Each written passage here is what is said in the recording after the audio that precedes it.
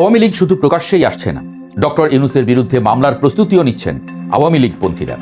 গুনে গুনে 4টি অপরাধের কারণে অধ্যাপক ডক্টর মোহাম্মদ ইউনূস সহ তার নেতৃত্বাধীন সরকারে যারা উপদেষ্টা ছিলেন তাদের বিরুদ্ধে মামলা করার ঘোষণা দিয়েছেন ঢাকা বিশ্ববিদ্যালয়ের আইন বিভাগের অধ্যাপক শেখ হাফিজুর রহমান কার্জন। সম্প্রতি অনলাইন প্ল্যাটফর্মে অনুষ্ঠিত একটি অনুষ্ঠানে এই ঘোষণা দেন তিনি।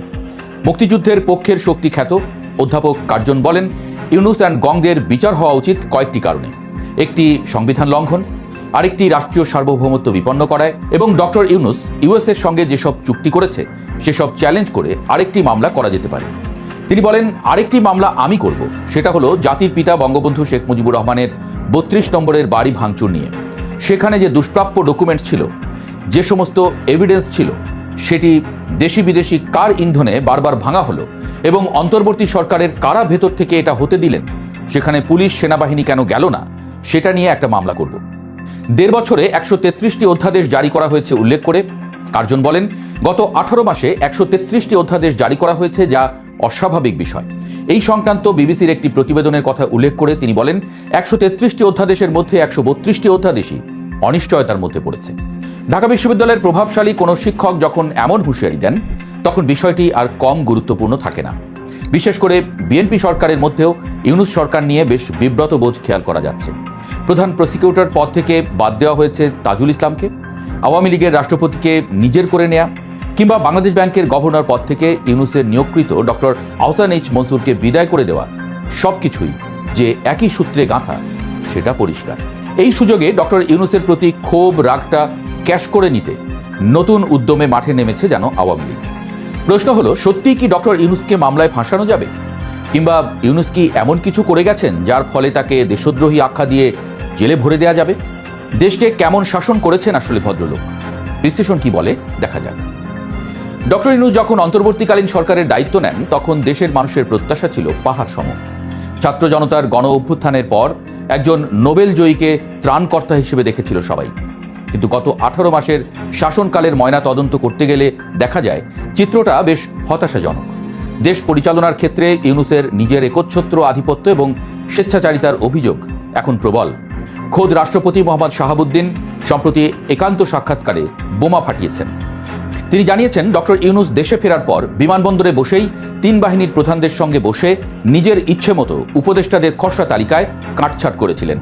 নিজের পছন্দের এনজিও কর্মীদের ঢুকিয়েছিলেন সেই তালিকায় এবং বাদ দিয়েছিলেন অনেককে। শুধু তাই নয়, ইউনূস সরকারের পুরোটার সময় বঙ্গভবনে রাষ্ট্রপতি এক প্রকার অদৃশ্য কারাগারে বন্দী ছিলেন বলেও অভিযোগ রয়েছে। অর্থাৎ শুরু থেকেই রাষ্ট্রের সর্বোচ্চ পর্যায়কে পাশ কাটিয়ে নিজের বলয় তৈরি করে ক্ষমতা কুক্ষিগত করেছিলেন ডক্টর ইউনূস। সবচেয়ে বড় প্রশ্ন উঠেছে মানবাধিকার এবং আইনশৃঙ্খলা পরিস্থিতি নিয়ে। যে ছাত্র জনতার রক্তের উপর দিয়ে এই সরকার ক্ষমতায় এসেছিল, সেই মানুষের জীবনের নিরাপত্তাই তারা দিতে পারেননি। বিশ্লেষকদের মতে গত 1.5 বছরে দেশে মবক্রেসি বা উন্মত্ত জনতার শাসন কায়েম হয়েছিল। মানবাধিকার সংস্থাগুলোর হিসাব অনুযায়ী স্রেফ মব ভায়োলেন্স বা গণপিটুনিতে 3 শতাধিক মানুষের মৃত্যু হয়েছে। প্রকাশ্য দিবালোকে মানুষকে পুড়িয়ে মারা, ধর্ম অবমাননার ধোঁয়া তুলে পিটিয়ে হত্যার মতো বিভৎস ঘটনাগুলো ইউনূস সরকারের মানবাধিকারের চরম ব্যর্থতার দলিল হয়ে আছে। ইনক্লুসিভ বা অন্তর্ভুক্তিমূলক বাংলাদেশের স্বপ্ন দেখিয়ে উল্টো দেশকে চরমভাবে বিভক্ত করার অভিযোগ উঠেছে। আওয়ামী লীগকে রাজনৈতিকভাবে নিশ্চিহ্ন করতে ডেভিল হান্ট বা দানব নিধনের নামে তৃণমূলের লাখ লাখ নেতাকর্মীকে ঢালাওভাবে জেলে ভরে রাখার মতো ঘটনা ঘটেছে। জামিন পাওয়ার মতো মৌলিক মানবাধিকার থেকেও তাদের বঞ্চিত করা হয়েছিল, যা খোদ জাতিসংঘের চোখেও মানবতা বিরোধী অপরাধ। ডক্টর ইউনূসকে বলা হতো গ্লোবাল প্লেয়ার বা আন্তর্জাতিক খেলোয়াড়। তার বৈশ্বিক ভাবমূর্তির কারণে অনেকেই ভেবেছিলেন আন্তর্জাতিক কূটনীতিতে বাংলাদেশ এবার বাজিমাত করবে, কিন্তু বাস্তবে দেখা গেছে তার উল্টো চিত্র। 1.5 বছরে কূটনৈতিক স্থবিরতা চরমে পৌঁছেছে। প্রতিবেশী ভারতের সঙ্গে সম্পর্ক তলানিতে গিয়ে ঠেকলেও আমদানি নির্ভরতা ভারতের সঙ্গে কমানো যায়নি। উল্টো কথার বাণে সম্পর্ক আরও বিষিয়ে তোলা হয়েছে। ভিসা জটিলতায় পড়ে সাধারণ মানুষ এবং শিক্ষার্থীরা চরম ভোগান্তির শিকার হয়েছেন।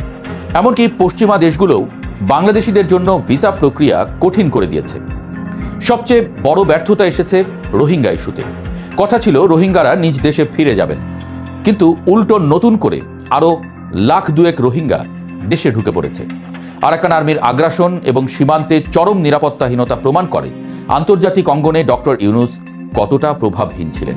অর্থনৈতিক খাতে কিছুটা শৃঙ্খলা ফেরানোর সাময়িক কৃতিত্ব হয়তো এই সরকার পাবে। রেমিটেন্স প্রবাহ বেড়েছে, ব্যাংক খাতে সংস্কারের চেষ্টায় রিজার্ভ $33 বিলিয়ন উন্নীত হয়েছে বলে সরকার দাবি করেছে। কিন্তু মুদ্রার উল্টোপিঠও বড্ড ভয়ঙ্কর। 1.5 বছরে সরকারের ঋণের পরিমাণ বেড়ে দাঁড়িয়েছে 24 লাখ কোটি টাকায়, যার অর্ধেকই বিদেশি ঋণ। দৃশ্যমান কোনো উন্নয়ন না করেই মাত্র 1 বছরে 2.5 লাখ কোটি টাকার ঋণ কেন নেওয়া হলো, সেই প্রশ্ন এখন বড় হয়ে দেখা দিয়েছে। দেশে বিদেশি বিনিয়োগ তলানিতে এসে ঠেকেছে, বেকারত্ব বেড়েছে জ্যামিতিক হারে, শিল্প কারখানার বেহাল দশা এবং গ্যাস ও বিদ্যুতের তীব্র সংকট সাধারণ মানুষের নাভিশ্বাস তুলে দিয়েছে। যে বিষয়গুলো ডক্টর ইউনূসকে সবচেয়ে বেশি আইনি ঝুঁকিতে ফেলতে পারে তা হলো দুর্নীতির চাঞ্চল্যকর সব অভিযোগ। প্রধান উপদেষ্টার বিশেষ সহকারী ফয়েজ আহমদ তোয়েবের বিরুদ্ধে BTCL এর 5G অপটিক্যাল ফাইবার প্রকল্পে ব্যাপক দুর্নীতির অভিযোগ উঠেছে। 65 কোটি টাকার প্রকল্পকে ফুলিয়ে ফাঁপিয়ে 326 কোটি টাকার রূপ দেওয়া হয়েছিল। সবচেয়ে বিস্ময়কর ব্যাপার হলো, এই দুর্নীতির অনুসন্ধান থামাতে খোদ প্রধান উপদেষ্টার দপ্তরকে ব্যবহার করে দুর্নীতি দমন কমিশনের প্রধানকে তলব করে হুমকি দেওয়া হয়েছিল বলে অভিযোগ রয়েছে।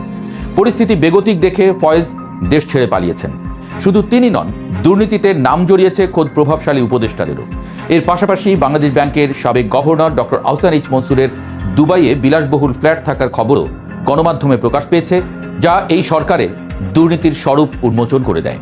সব মিলিয়ে ডক্টর ইউনূসের 1.5 বছরের শাসনামলকে বিশ্লেষকরা 10-এ মাত্র 3 নম্বর দিচ্ছেন, অর্থাৎ 5 নম্বরও না। যিনি এসেছিলেন দেশের ত্রাতা হয়ে, তিনি বিদায় নিচ্ছেন একরাশ প্রশ্ন আর বিতর্ক সঙ্গী করে। সাংবিধানিক লঙ্ঘন, রাষ্ট্রীয় সার্বভৌমত্ব বিপন্ন করা এবং মার্কিন যুক্তরাষ্ট্রের সঙ্গে সম্পাদিত বিতর্কিত চুক্তিগুলো নিয়ে এখন যে মামলার প্রস্তুতি চলছে তা নিছক রাজনৈতিক বাগাড়ম্বর নয়। বিগত 18 মাসে ঘটে যাওয়া গুম, হত্যা, মব ভায়োলেন্স, সীমাহীন দুর্নীতি এবং বিচারহীনতার সংস্কৃতির একটি যৌক্তিক আইনি পরিণতি হিসেবেই দেখছেন অনেকে। আওয়ামী লীগ এবং তাদের সমমনারা এখন সেই পুঞ্জীভূত ক্ষোভকেই আইনি লড়াইয়ের ময়দানে নিয়ে আসতে চাইছেন। ডক্টর ইউনূস সত্যিই এসব মামলায় ফেঁসে যাবেন কিনা, নাকি তার বৈশ্বিক প্রভাব তাকে রক্ষা করবে, তার উত্তর হয়তো সময়ের কাছেই তোলা রইল। তবে সবার কাছে গ্রহণযোগ্য ব্যক্তি থেকে তিনি এখন দেশের ইতিহাসের অন্যতম বিতর্কিত এক চরিত্রে পরিণত হলেন কিনা, এমন প্রশ্নই আসছে নানা মহল থেকে।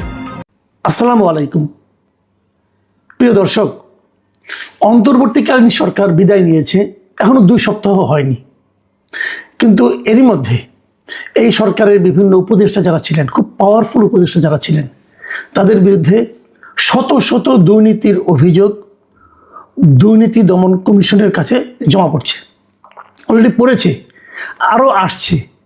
এবং দুর্নীতি দমন কমিশনের একাধিক কর্মকর্তা এই কথা স্বীকার করেছেন যে এই অভিযোগের চেহারা দেখে তাদের মনে হচ্ছে এটা একটা রেকর্ড হতে যাচ্ছে।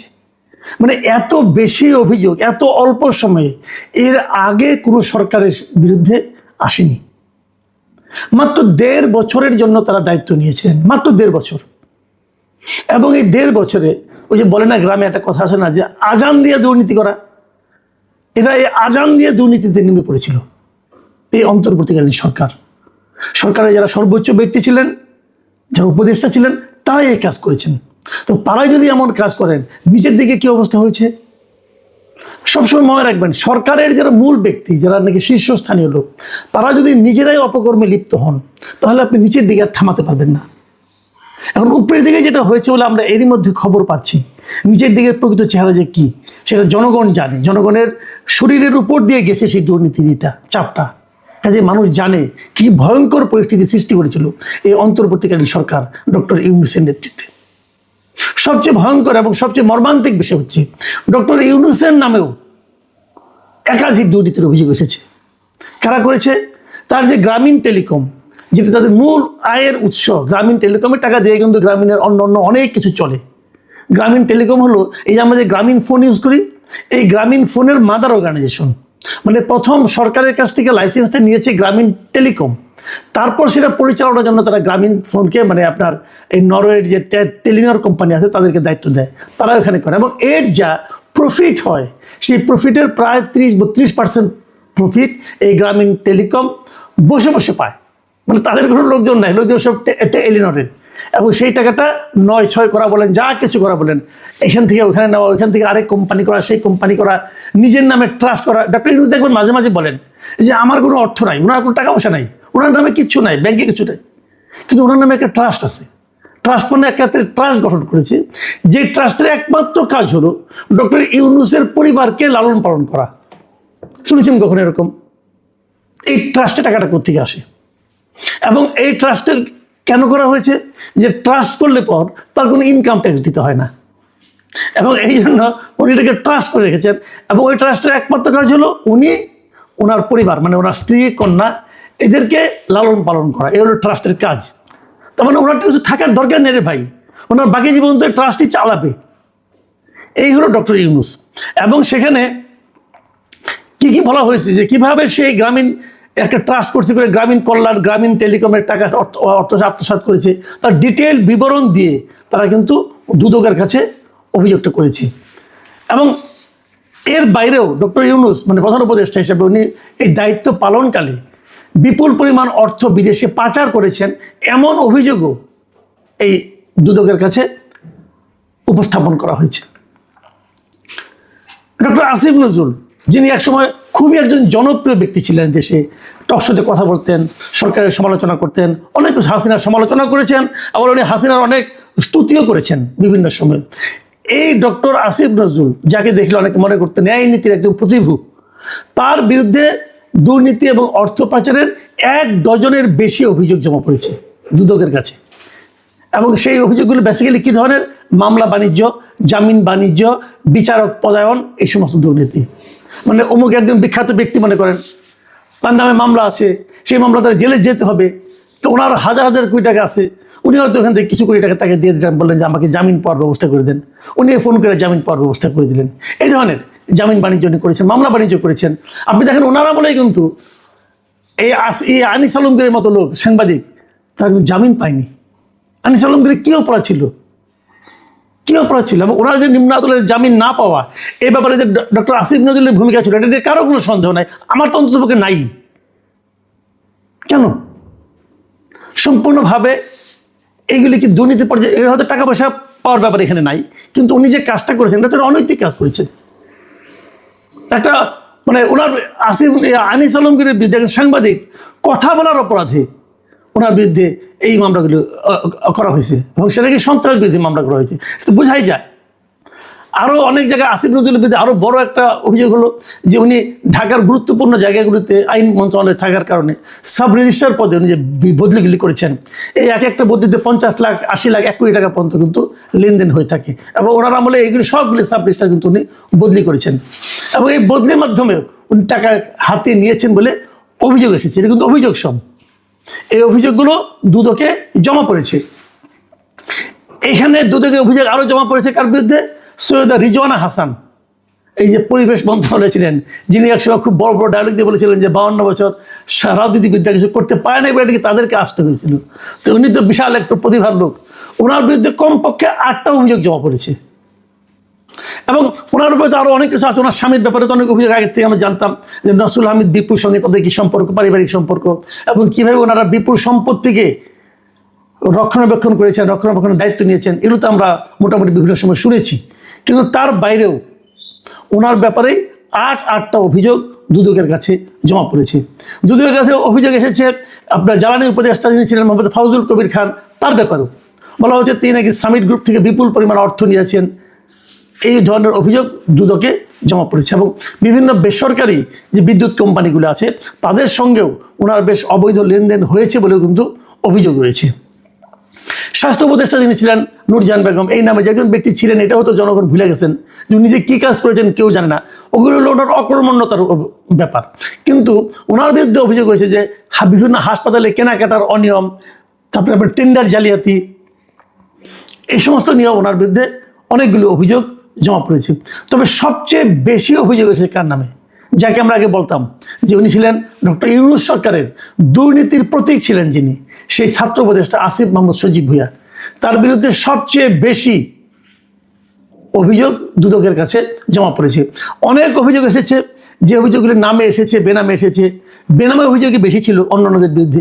কিন্তু আসিফ মাহমুদ সজীব ভুঁইয়ার বিরুদ্ধে যে অভিযোগগুলি এসেছে তার ম্যাক্সিমাম অভিযোগ এসেছে নাম দিয়ে, এখানে তার নাম গোপন করার আর প্রয়োজন মনে করে নাই। মানে এত অকাট্য প্রমাণ সহ অভিযোগ এগুলি এসেছে, যেগুলির মধ্যে তার নাম সহ তারা অভিযোগ করেছে।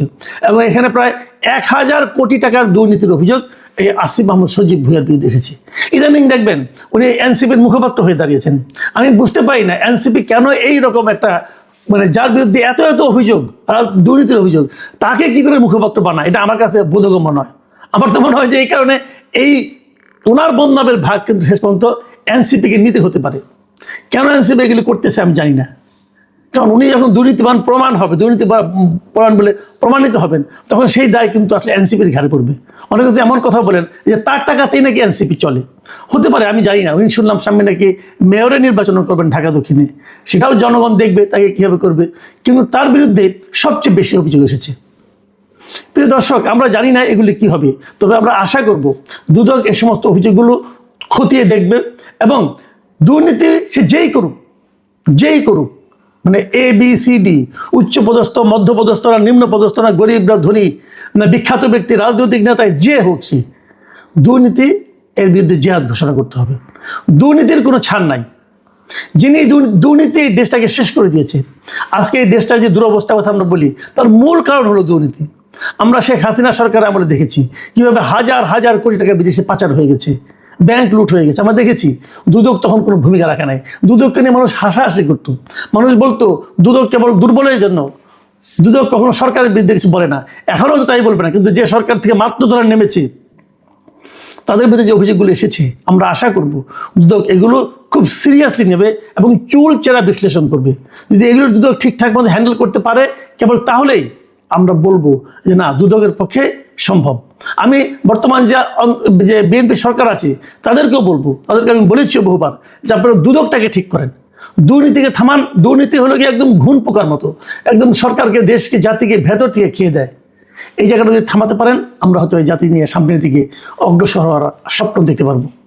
প্রিয় দর্শক, আমরা অপেক্ষা করব দুদক এদের ব্যাপারে কী ব্যবস্থা নেয় সেটা দেখার জন্য।